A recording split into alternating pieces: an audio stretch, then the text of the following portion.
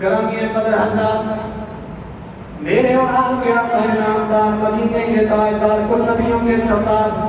رب کے دلدار، عرب کے راہی، مدینے کے ماہی نے ارشاد فرمایا، اے میرے صحابہ جاؤ میرے غلام حضرت ابو لبابہ کو فرما دو، اللہ تبارک و تعالیٰ نے تمہاری توبہ قبول فرما لی ہے، تمہارے لیے خوشخبری ہے،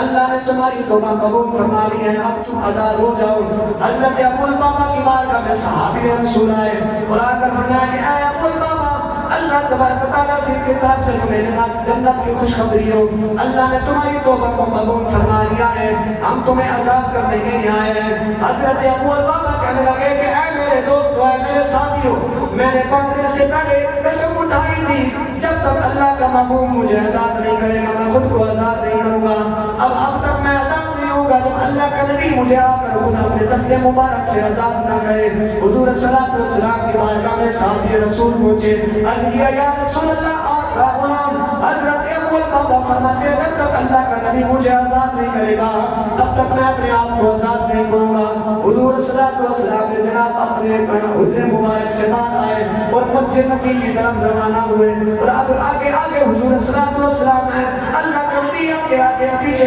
جناب وہ نبیوں کے سردار کے پیچھے حضور کے غلام ہیں، حضور کے صحابی رسول ہیں، تاجدار دو نبی میرے رشاد رحمت اللہ علیہ نے اس منظر کو بیان کرتے ہوئے آپ نے بڑا کمال کیا۔ آپ کیا فرماتے ہیں؟ آپ فرماتے ہیں آری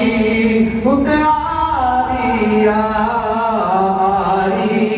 اتے آری اگے اگے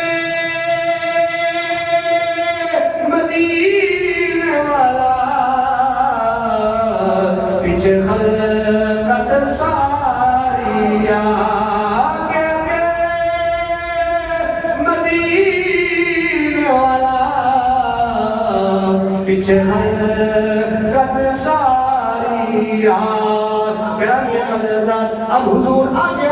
پیچھے حضور کے صاحب ہے، حضور جناب ابو لبابہ کے پاس گئے، حضور نے حضرت ابو لبابہ کو آزاد کیا۔ جب آزاد کیا تو حضرت ابو لبابہ حضور کے دست مبارک کو پکڑ کر حضور صلی اللہ علیہ وسلم کے ساتھ اپنے سامنے کھڑا ہوئے۔ اب اللہ کے پیارے محبوب علیہ السلام نے حضرت ابو لبابہ کو اپنے سینے سے لگایا، جیسے ہی اللہ کے پیارے محبوب نے حضرت ابو لبابہ اپنے اس غلام اپنے اس صحابی کو سینے سے لگایا تو حضرت ابو لبابہ نے جو رو کر عرض کی، میں اپنے انداز میں آپ کو بتانا چاہتا ہوں کہ صحابی رسول نے کیا ارشاد کیا۔ صحابی رسول فرماتے ہیں کہ ماڑیاں